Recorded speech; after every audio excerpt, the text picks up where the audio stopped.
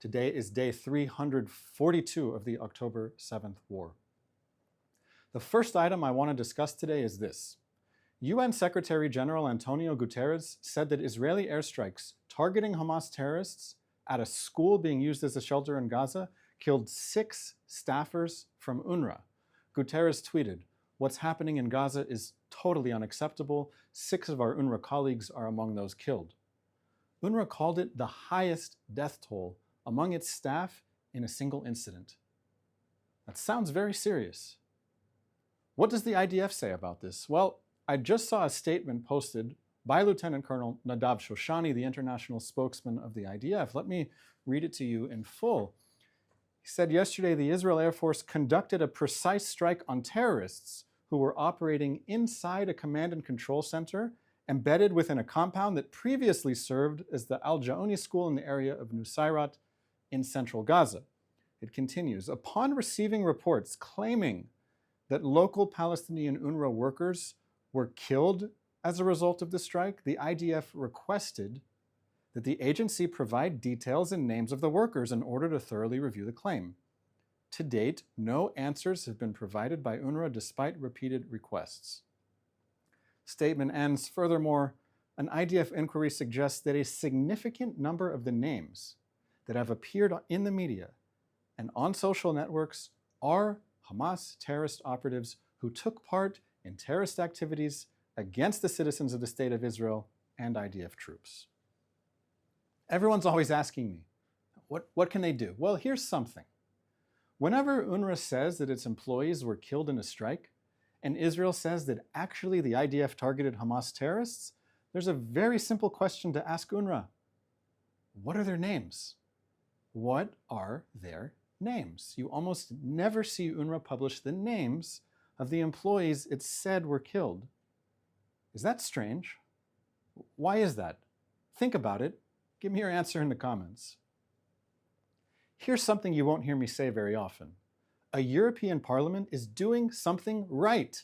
The Swiss National Council has called for the immediate suspension of contributions to UNRWA and for the replacement of UNRWA by a more competent aid organization. This is a big deal. The head of UNRWA, Philippe Lazzarini, is Swiss. He tried to prevent this motion from passing. Swiss lawmakers saw the truth. UNRWA is corrupt. UNRWA is filled with Hamas sympathizers. UNRWA employees participated in the October 7th massacre. In an intercepted phone call on October 7th, an UNRWA teacher can be heard saying, "We have female hostages. I captured one." This is what UNRWA donors are funding. For years, the government of Gaza, Hamas, invested its money in weapons and tunnels. Hamas knew that UNRWA would pay for health and education in Gaza. This arrangement is insane. The Swiss parliament is right to try to end it. The measure now goes to the upper house. Let's keep up the pressure until UNRWA is gone. Now here's an astonishing news item. Israel's media is reporting Hamas made $500 million from humanitarian aid deliveries since October 7th. That's billion, $500 million with a B. Here's how it works. Over 200 aid trucks enter the Gaza Strip daily from Israel. Some of this aid reaches UNRWA warehouses if UNRWA picks it up in the first place.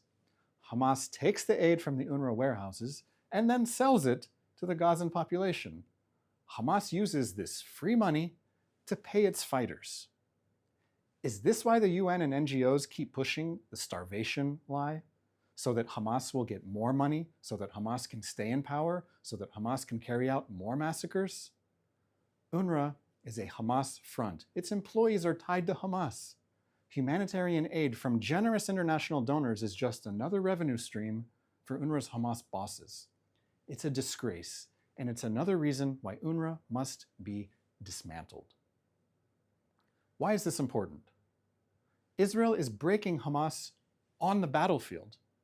Israel's Minister of Defense, Yoav Gallant, shared a letter that Hamas brigade commander wrote to Hamas head Yahya Sinwar.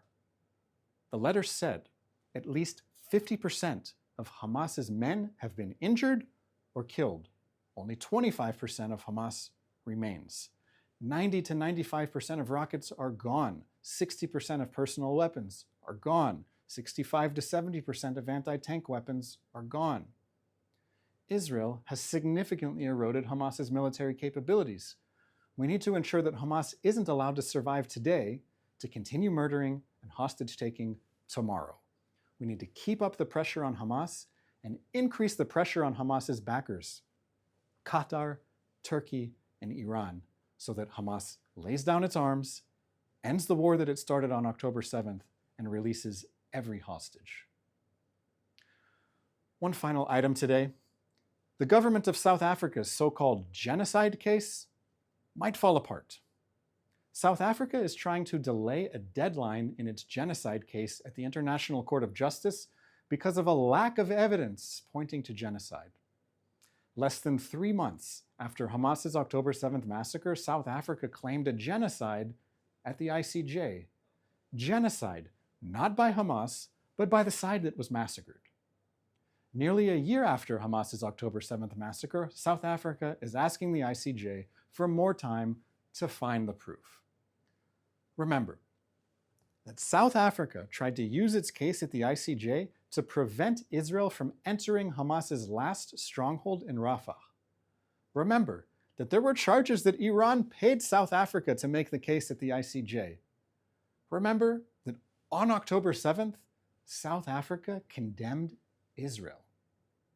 The ICJ is another politicized UN body, and South Africa's case is just another attempt by Hamas's supporters and backers to save Hamas so Hamas can murder again tomorrow. Let's take some questions from our audience now, watching live across the social media platforms, Instagram, X, YouTube, LinkedIn. Please and thank you. Our first question today comes from Shlomo on Instagram, who asks, why is Israel continuing to go along and play along with the Hamas charade regarding UNRWA? Why is it that Israel doesn't try and find some other alternative? The situation right now is very complex. It is a multi-front war, and even the situation just zoomed in on Gaza is incredibly complex, with the two goals of the war of dismantling Hamas's military and government capabilities and ensuring the safe release of every hostage. One of the calculations in sending in humanitarian aid is that it allows the IDF to have more freedom of action in places where Hamas is embedded strongly, so that the humanitarian aid can reach innocent civilians in other parts of Gaza. Israel also has an interest in avoiding humanitarian catastrophe in Gaza. If there is a real humanitarian catastrophe in Gaza, including starvation, disease, lack of vaccines, and so on, it's ultimately the Israeli military that will be dealing with this.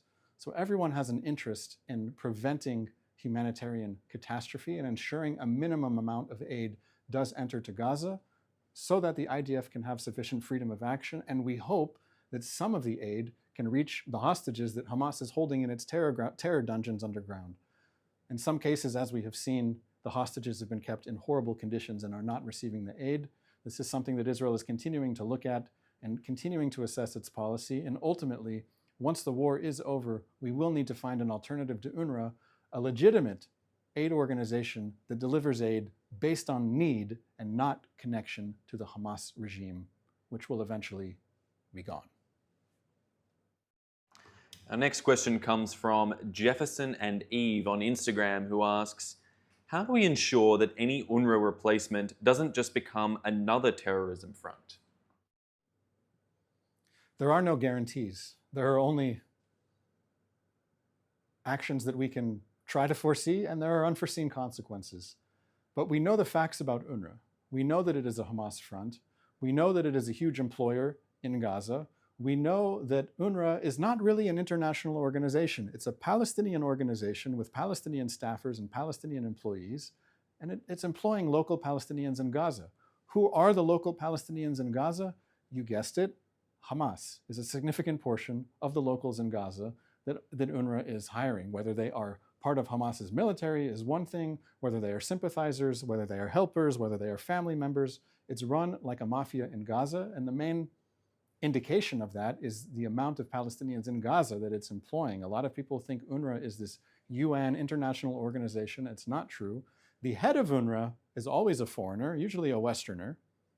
But that's just to cover up the fact of what UNRWA really is, which is a Palestinian organization that is keeping the hope alive that one day the original refugees from 1948 and their descendants, who number 5 million, will ultimately return to their ancestral homelands to conquer Israel and to change its name to Palestine. So the bar is pretty low for finding an aid organization that doesn't do that. I can think of other aid organizations that give based on need and not based on political protection. I'm thinking about the UNHCR and World Health Organization and others. There are many that would do a better job of UNRWA at providing aid based on need. We need to remove politics from humanitarian aid, and UNRWA is Exhibit A in what happens when you mix politics with aid. Our next question comes from Manalish on Instagram, who asks, what is the best way to reach out to UN organizations? I feel like they don't respond to voicemails or messages through their website.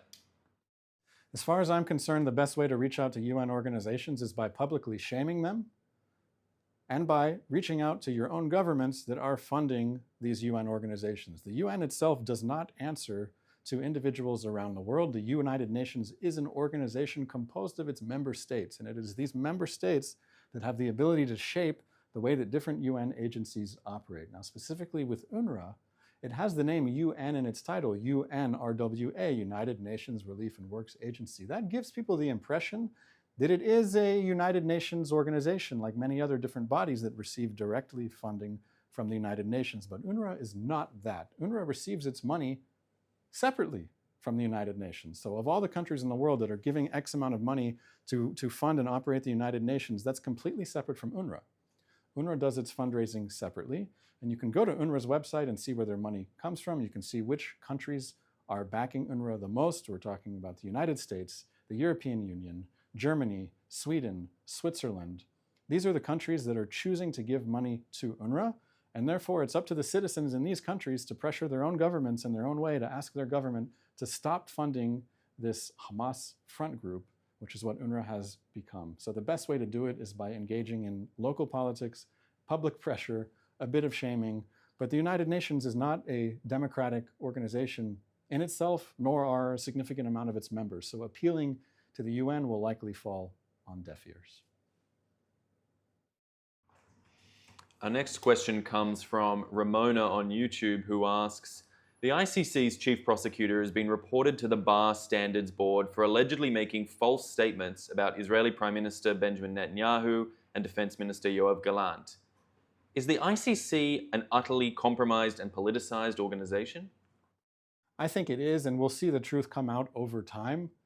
Very much what happens in any general accusation about Israel is it's very easy to make accusations, it's very easy to spread lies, it's very easy to amplify and spread half-truths, and it takes a long time for a government, a military, to organize a defense and respond. And we see this across international institutions, whether it's the ICC or the ICJ and so on.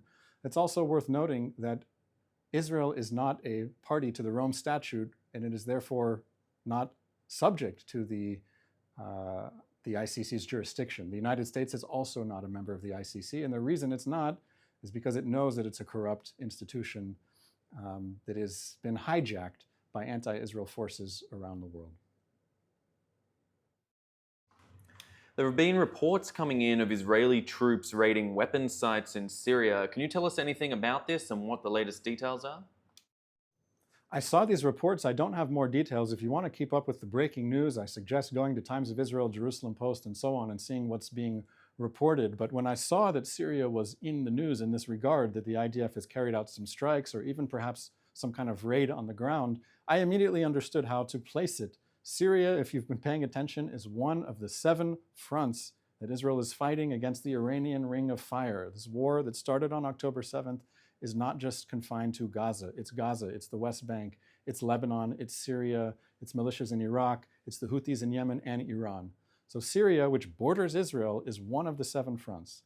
Now, it's been more than a decade since the Syrian civil war broke out in 2011, and Syria effectively collapsed at that time as a state. Okay? The Assad regime was fighting against rebels. You had 6 million internally displaced refugees in Syria and another 6 million refugees leave Syria and go elsewhere in the world. That's more than half of the population of Syria at the time became refugees. So there was a huge power vacuum in Syria, and the Assad regime called on some friends to help it win the war against its own people. The Assad regime called in a foreign air force, that was the Russians. So the Russian Air Force is operating in Syria on the side of Bashar al-Assad. This is something that Israel has had to deal with for the past 10 years. And also, the Syrian regime invited Iranians as ground forces into Syria. This includes officers from the Iranian Islamic Revolutionary Guard. They have come into Syria and tried to establish themselves, try to establish bases in Syria so they can have another front line right up on Israel's border. There was Hezbollah in Lebanon that came into Syria to fight on the side of the regime. So we know that Iran has a presence in Syria. Iran is trying to establish another military position in Syria, just like it has in Lebanon with Hezbollah right up on Israel's border. Iran wants to do the same thing on the Syrian border.